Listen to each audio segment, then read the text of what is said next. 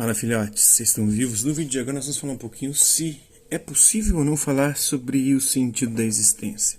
Alguns filósofos consideram possível pronunciar-se sobre o sentido da existência justamente porque não tomam a existência como um bloco único de coisas interligadas ou como um todo.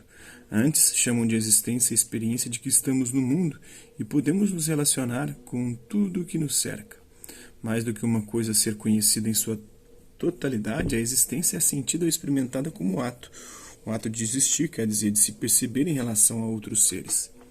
Mesmo que estejamos sonhando ou que o que chamamos de existência não passe de um delírio pessoal e coletivo, não há dúvida de que esse sonho ou delírio possui um conjunto de significados e pode conduzir a um sentido. É pela análise dos significados contidos no próprio ato de existir que filósofos como o quebequense e o Jean Grondin defendem a possibilidade de falar do sentido da existência entendido como finalidade. O fato de existir já tem por si mesmo um significado.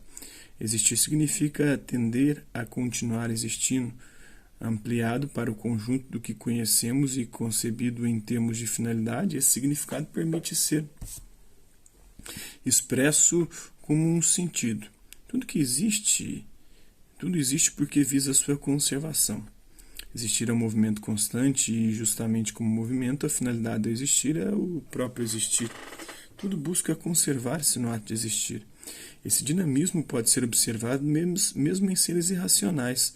Afinal, sem precisar refletir sobre o sentido da existência e sem estipular finalidades a alcançar, eles seguem o movimento ou fluxo do próprio existir, comprovando assim que há uma direção seguida por todos: a autoconservação e o adiamento da morte, tanto quanto é possível.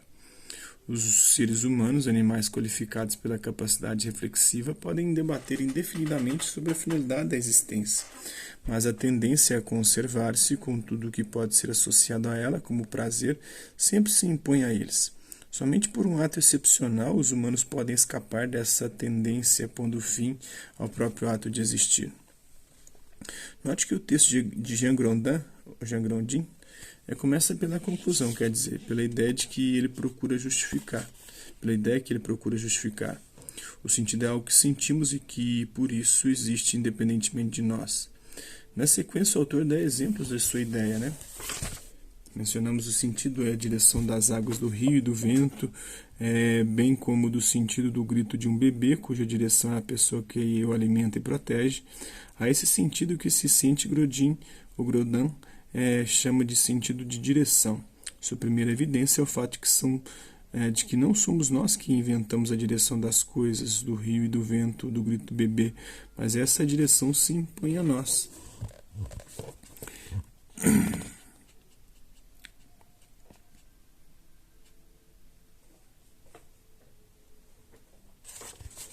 Um pouquinho mais sobre isso aqui, né?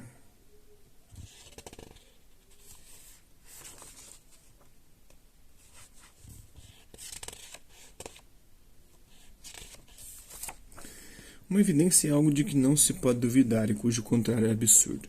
Para poder concordar ou discordar do texto de Jean Grondin, a evidência do sentido de direção é o ponto sobre o qual mais precisamos refletir, é o ponto de partida de Grondin.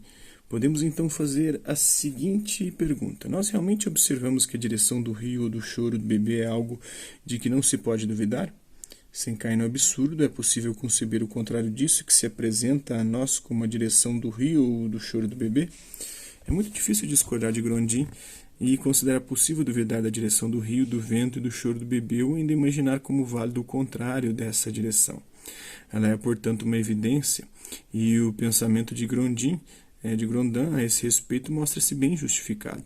É coerente com a nossa experiência do mundo dizer que há uma direção em tudo o que existe.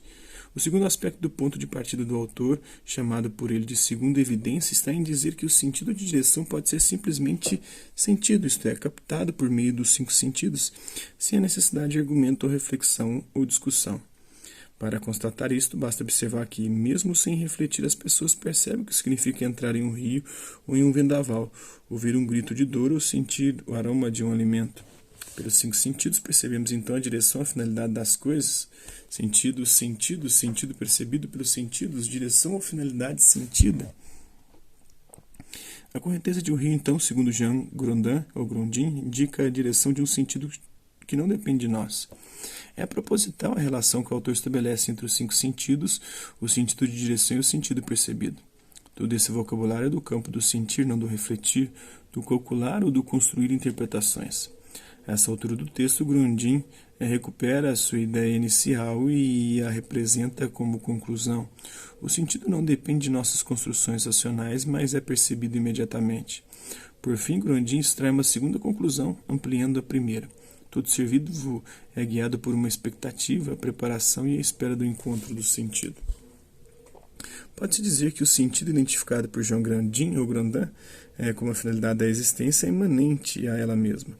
O filósofo não aponta para um nível externo à existência nem se baseia em uma teoria sobre ela.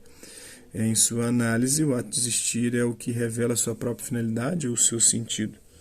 Outros filósofos identificam um sentido transcendente na existência, um horizonte de realização que vai além do próprio ato de existir. Trata-se de uma reflexão que exige cuidado redobrado, pois, para que a afirmação de um sentido transcendente seja adequada, requer-se que ela também se enraize na imanência da experiência do ato de existir. Do contrário, corre o risco de projetar opiniões, ideias ou teorias na existência em vez de ouvir a ela mesma. Alguns filósofos trataram a imanência e a transcendência como duas alternativas excludentes, quer dizer, possíveis de serem combinadas, o mundo seria explicado por si mesmo e tornaria desnecessário apontar para alguma dimensão maior do que ele. É o caso da posição filosófica conhecida como materialismo. A matéria e a dicção, feitas todas as coisas, é concebida como algo dinâmico, portador de suas próprias possibilidades de desenvolvimento, sem a necessidade de pensar em algo diferente dela para explicar o mundo. Ela daria o seu sentido imanente tanto como finalidade, e o desenvolvimento da matéria é o seu próprio objetivo, quanto como origem, tudo provém da matéria. Né? É isso aí. Um pouquinho do pensamento de Jean Grondin, ou Grondin. Espero que vocês tenham gostado do vídeo. Hasta lá, vista, babies, até a próxima.